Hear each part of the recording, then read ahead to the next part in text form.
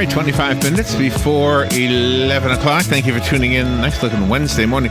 This morning, we were having a discussion with Galen Unold from Life South Community Blood Center about traveling. We were talking about the islands in Florida that you should all go visit. It was a fun topic because, you get tired of talking politics and legal junk and crime and all that other stuff. It's nice to talk about just traveling. And who knew we were going to have an interview right now?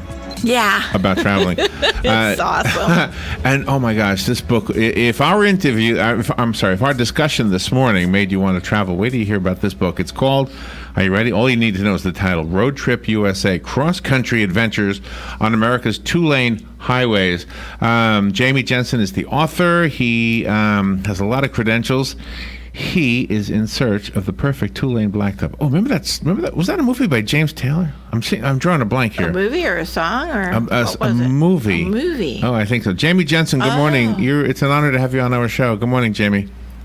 Good morning. Yes, and it was a movie. I know what you mean, and it's a fabulous topic. So thank you for having me on. Well, see now, okay. So this morning we were talking about just the drive between here and Tallahassee, and we were disagreeing. Not Robin and I, but the gentleman I was just referring to. He likes to take the interstate. I like to take the two-lane road. It's a four-lane road in some places, but you get it's the same point of the book.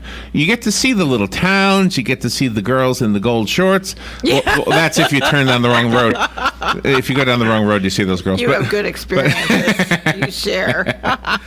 I mean, but isn't that fun? Have we lost a lot of those kitschy things we used to have, like the biggest bull in America, that kind of stuff? I'm sure some things have been lost, but they're still alive and well. I mean, the Florida's great road is A1A, right? The one along the East Coast that just is packed with these things like Alligator Farm and the Fountain of Youth and all these wonderful kind of old-timey Americana places, which are actually kind of fun to visit even nowadays. Do you know, Robin and I went to the Fountain of Youth, by the way, and we looked at the kids swimming in there, and they were all college age. I said, maybe this is real. Yeah. Yeah, they're actually 85 years old, right? We tried it. I mean, work. Everybody swimming in there looked like they weren't around when the Twin Towers were knocked down. So I got in the water, but I came out just a little more wrinkled, actually. This is a fun book, to be honest. I have a friend who recently bought one of those. What do you call them? Fifth wheel or motorhome? Whatever it's called. Oh, a fifth wheel, yeah. A big, gigantic, beautiful thing. Anyway, he likes pulling it behind himself. He likes traveling those roads. Look at this, The Loneliest Phone. Where is that? Austin, Texas? Tell me about the book. What's in the book? The book covers all 48, the proper United States, and it follows, Route 66 is probably the most famous of these roads. Get your kicks on Route 66 is still the great theme song for two-lane travel, but it's basically ways to get wherever you need to go. You don't need to follow the interstate, at least not all the way. You can find these older roads, the A1As, the US 80 out of Savannah, US 2 across the Michigan's Upper Peninsula, all these wonderful, wonderful, beautiful American places that you don't really see if all you do is drive around on the interstate. I want to do this. How did you do this? I mean, did you take one hunk of time, or did you do this over the course of years? How did you do it? Many, many years. Yeah, I've been doing this. This is the 8th edition of this book. I've been out for something like 30 years now driving these roads, and I've hit something like 450,000 miles last time I totaled them all up. But it's, never in one long stretch. I've done one trip and then recovered, and I'm never in a hurry to get anywhere, which I think is the key to success in road tripping. That's what I want to do. Yeah, so it's been a lot of fun, but it's exhausting to think about sometimes. But the nice thing for me is that these places, they had some rough years when they first got cut off by, the interstates took all the traffic, and then Walmart took all their business. Mm-hmm. But now a lot of these towns, the ones that survive, are amazing. They're really fun, and the people are pleased to see you when you pull into their diner or the kind of order a piece of pie. They serve it up with a smile. And it just takes you back to a different place and time. Yeah. I want to know about you. How do you do this? I mean, are you driving alone? Do you have a wife or a buddy or something? I got a wife. I got some friends. I've got 2 kids who I've traveled with. When I was doing this, they were newborns, and now they're off to college. Oh. I mean, it's So it changes. Some places, if I go to Cape Cod, suddenly a lot of people want to travel with me. When I'm driving across Nebraska, there aren't so many hands being raised. But I think, no, actually, Nebraska is really cool. And, so there's different strokes. I mean, the one thing that draws people, particularly down to Florida, is baseball, right? The spring training and then the minor league teams. And this is one of the many things that we have all these little teams along the way, the AAA down to, summer short season. And it's, another great way to get in touch with kind of these local communities like El Paso Chihuahuas. I just love to go and see them play, and it's a fabulous way to get to know what life is like in West Texas. Wow. You talk about Gettysburg. My brother is a huge Gettysburg fan, him and his wife and his son, and they go almost every year because they just enjoy that area. Yeah, and it's beautiful. And then Gettysburg has its, the Civil War buffs, but it's also got, the Lincoln Highway passes nearby, which is the first cross-country two-lane back in 1915. It was a dirt road across much of the country. And then there's also, Pennsylvania Dutch country. All these places, are wonderful in themselves, but they're even better if you see them from these slower roads where you can actually pull off to the side and, just see what, smell the roses. Oh my gosh! Can I ask you some off-the-wall questions? I got some off-the-wall questions. Please. All right. In all of the traveling, have you ever picked up a hitchhiker? Oh gosh, yeah. I actually started doing this when I was a crazy 19-year-old. I hitchhiked around the country. It was going to be, you were a take hitchhiker. some time off college. I was a hitchhiker. This is how I ended up getting to know middle of nowhere Kansas. Somebody picked me up, and I didn't know where I was going. They said, "You got a couple days. We need to bring in the hay," And so I got to know Kansas. And it was kind of amazing. And I don't do it so much these days, just because. But you don't. But you picked them up. But you picked up hitchhikers also. I have done, or I've got to know people. I used to do these drive-away cars for people. I've had all sorts of different modes, and knock wood, it's all been pretty great experiences. Yeah. Have you ever broken down in a remote, like middle of the desert kind of a place? I broke down in an RV in Niagara Falls, which turned out to be pretty remote, trying to get the dang tires fixed. I could have been in the middle of nowhere. You'd think they had pressurized air, but it took a while. But I love the book. I'm sorry, I'm being distracted by your book. I just found the picture of the gigantic radio flyer wagon. That is awesome. Look at the size of it. Yeah, Spokane, Washington. It's an amazing place. They had the World's Fair, and so they recovered, the wonderful river gorge that goes through it. It's these are towns. Not everybody's heard of Spokane, but they have a great baseball team. They have a giant radio flyer wagon that you can slide down. The handle is actually a slide to, send your kids down, whatever. And these towns are pretty amazing, and it's near, Grand Coulee Dam that Woody Guthrie sang about, way back when. And all of these kind of Americana, these things that you heard about in high school, they come back to life when you get out there and actually open yourself up to this new world. Did you ever go to a place that you had been to before, but in the opposite season? Let's say you went through North Carolina in the summer and then again in the winter. Did you do like both seasons in the same place? Oh, I have done. Yeah, never kind of scientifically at all, but certainly, you get there. Just works out that way? The day before the 4th of July, certain towns feel very different. If you happen upon the great event that the whole year, you think, wow, this place is so full of life, and then you come back a week later and like you're the only man in town. Oh, well, that's it. That's the town you're talking to. That's the way this town is, Ocala.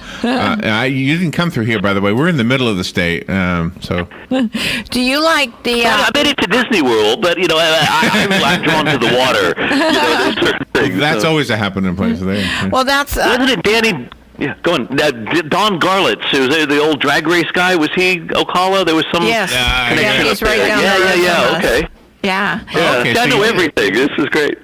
Do you like to go to areas that aren't tourist attractions like Disney, or do they each have something special to offer? Yeah, I'd say, everything has I love Disneyland. I spent every year, my dad would take us down there, and, I knew every way to cut in line and get onto the Matterhorn at what time of day. And, so I can appreciate those places, but I think, to not have it be a tourist attraction, I really like places that they don't sell tickets. You just go and you have the experience and you learn and you're part of it. Mm-hmm. I think that just so much more, it stays with you a lot longer, I find, if you've kind of invested a bit of yourself in these experiences rather than just like handing over your money and waiting to be entertained. Larry introduced me to egg cream. You bring that up in the book. Oh yeah, soda fountains. Yeah, that's a big New York treat. I'm a transplant to New York City now, and the different places that make the same thing different ways, is kind of amazing to me. The hero versus the grinder is still something that you can pick a fight depending on what you call it. Submarine sandwich. That's too funny. Okay, so on the food note, let me ask you this: there are some foods that seem to have not done the transition. For example, it used to be that the only place you could really get, oh gosh, what's a good example of this? There are some foods you could only get in the South, and now you can get them in New York, which is like biscuits and gravy with the white gravy. In New York, can you get that? I don't know, but I was trying to think of an example. But I think here. like grits, I never see grits in New York, which is, I think that's great. I want grits to stay in the South. I love the grits, but I think it's nice to have something that you have to go to that place to get it. Does that make sense? Yes. Yeah, well, it used to be that way with, say, barbecue. You could only get good barbecue south of what they used, the Mason-Dixon line or something like that. But, now they have these Texas-style barbecues, and it's pretty good food. But I think seeing it in the right place, I mean, eating fish, in Maine, if you want to eat a lobster, go to Maine. I don't see the point of eating a lobster in Kansas, although you could probably get one. It's so much nicer to, Yeah, so that sort of thing, I'm with you on that, for sure. Tell me about the souvenirs that you've collected over the years. You've got, it seems like there's a coin, and you're kind of inspiring me to want to get a coin from all the states. Where do you get the coins from? Yeah, well, remember they had these commemorative, each state got to put out its different coin. Collecting all those, that's where those come from. The commemorative quarters, I think they are. But the main thing I collect is postcards, which, as you can tell from my picture of the Fountain of Youth and St. Augustine and Alligator Farm, I've gone to every junk shop in the land and every, kind of flea market sale, and I collect all these things. And so that's my way of remembering these places. And then the nice thing about the book is I get to share them with people and show them off. And the other thing we do is all the information in the book is on our website, but they don't get the postcards. So if you want to see the postcards, you got to pick up the book. But if you want to check out these drives all over the country, roadtripusa.com, you can test drive these for free, get a sense of this wonderful kind of resource of Americana that's out there and that is waiting for you to go and hit the road and come visit. Do you recommend traveling with pets when you do this kind of a road trip? It would depend on the pet, wouldn't it? I always wish I had a dog to play Frisbee with, because I throw a Frisbee and then I have to go walk and pick it up, and it's not nearly so much fun.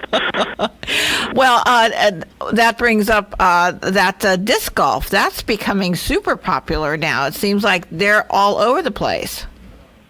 Yeah, and they're great. I've seen them with the thing I like is when you can play golf with a soccer ball.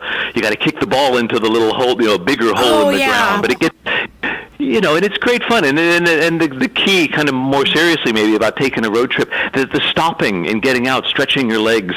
That's what a lot of these places are worth. Maybe 20 minutes of your time as you're heading on somewhere else, but to really enjoy those 20 minutes, rather than just sit in the car for 6 hours, whatever, and which is no fun for anybody. But if you maybe take it a little bit slower, stop 2 or 3 times, it becomes a 7-hour rather than a 6-hour trip. But you remember it and you enjoy it, and you're still getting to where you need to go, but you actually, having a good time. Are you in New York right now? I am, and the sun has finally come out. It feels like spring might actually appear. But you have snow, right? Right now? Oh, yeah. But it was 70 degrees, and then it was 30 degrees. It's nuts.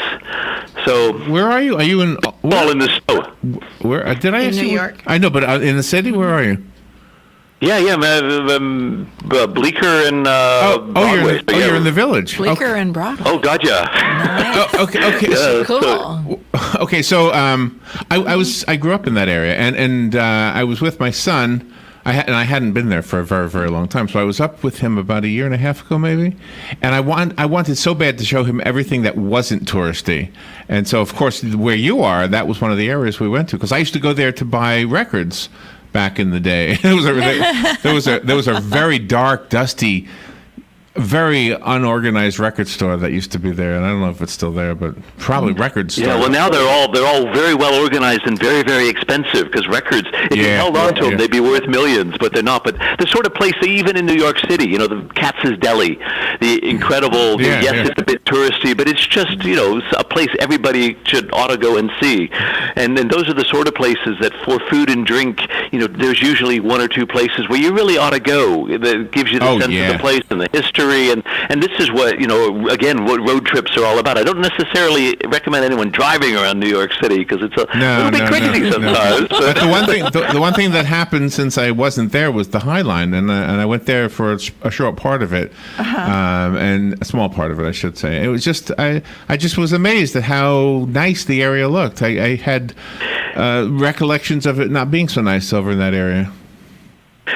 Yeah, well, everything changes, right? No, it's amazing, and I think people are appreciating cities all over the country. A lot of these, you didn't want to go to, Baltimore, or you didn't want to go to Cincinnati, for example, and they've sort of rediscovered what is actually nice about cities. And so, in what I don't do so much on cities, but when I get there, I try and say, well, here's a place where you should go if you really want to experience the best of Dallas, or the best of Atlanta, because there often are neighborhoods where they've kind of, maybe they went through some hard times and they're coming back now, but they've got the history and the culture that really gives you a sense of, so this is what makes this place tick.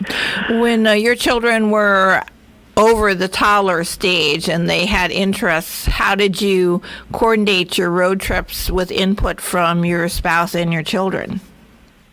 Oh, that's an interesting way of phrasing it, having input. Yeah, I think that's important, because I think for kids in particular, to get them excited about traveling and where they're going, one thing I used to do that seems a little bit crazy at the time, now, but we'd all go and sit in the library, and, because the library is organized, like there's a section on Florida, and the younger kids could pick out a book that had something to do with a dolphin, swim with the dolphins, and so to give everyone a reason for enjoying the travel together, if that's what you're asking, so that everyone feels it's their trip rather than you're driving and they just do what you tell them, which I would never do that kind of thing. No.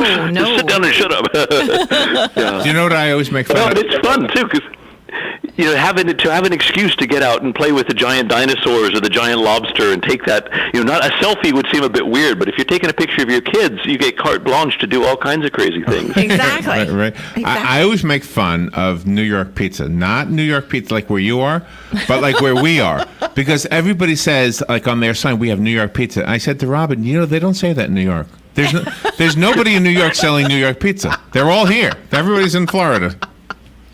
Yeah. No, I think if you could have them side by side, both piping hot, I think you'd know which one is the real New York pizza, right?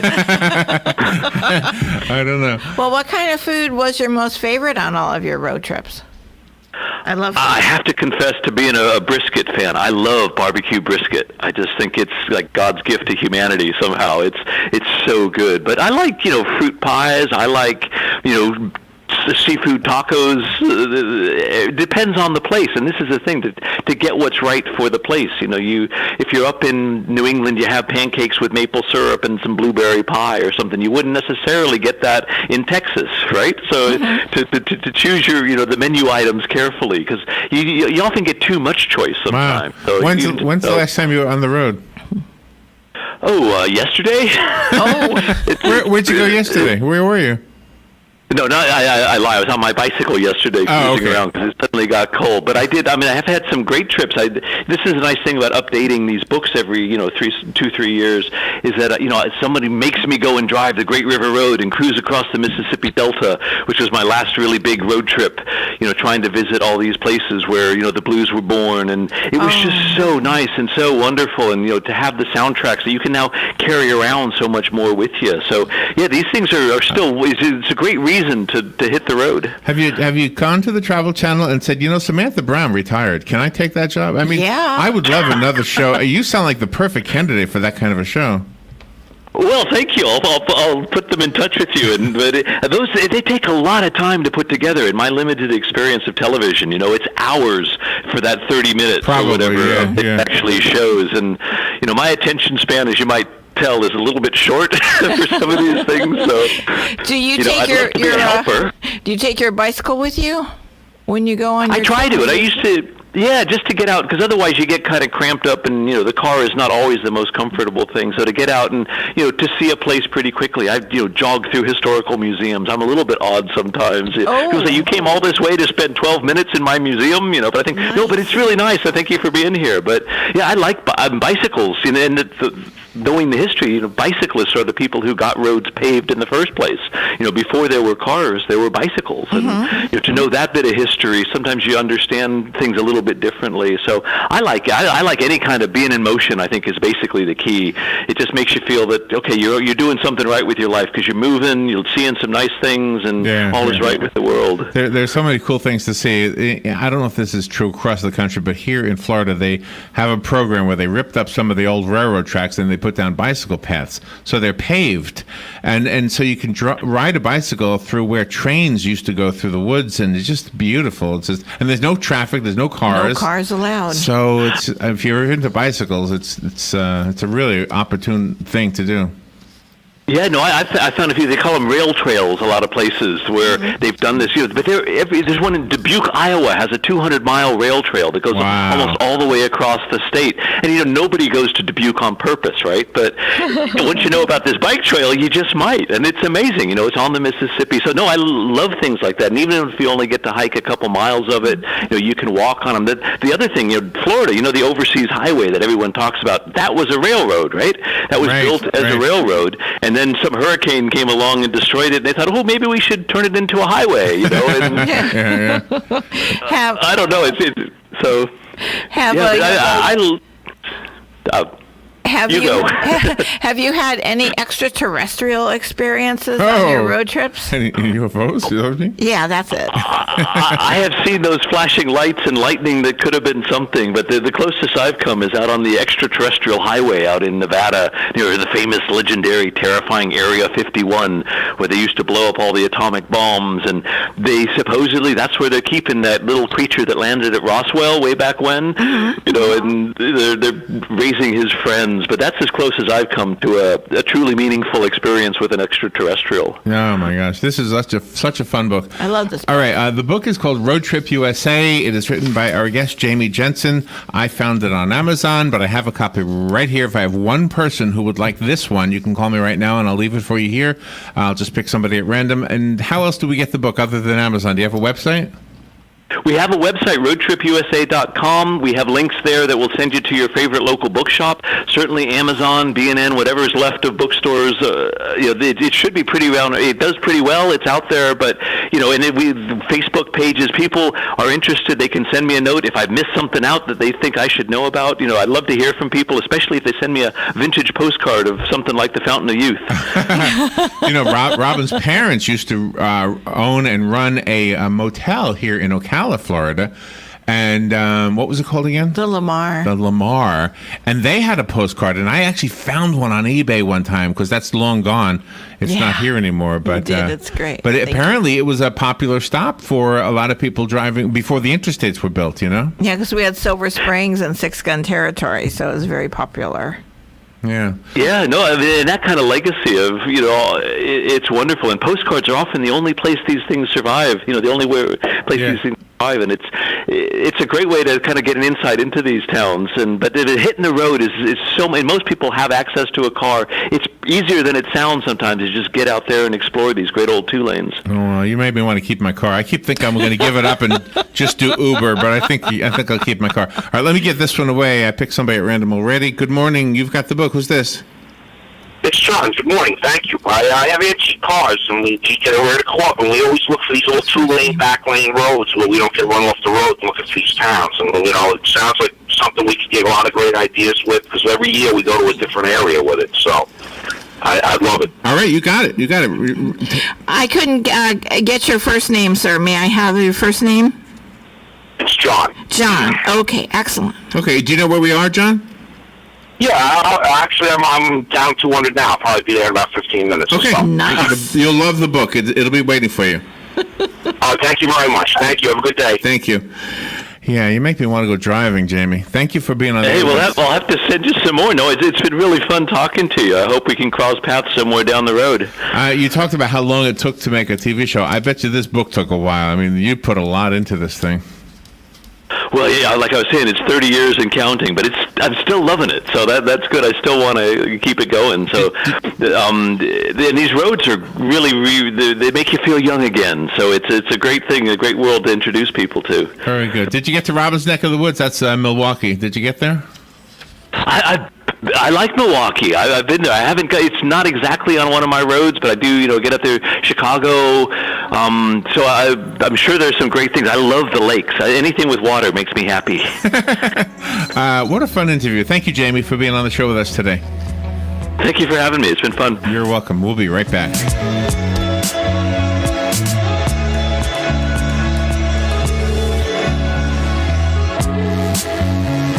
Broadcasting from the Paddock Mall Studios, this is WOCA, Ocala, Gainesville, The Villages, 1370 AM, 96.3 FM, The Source.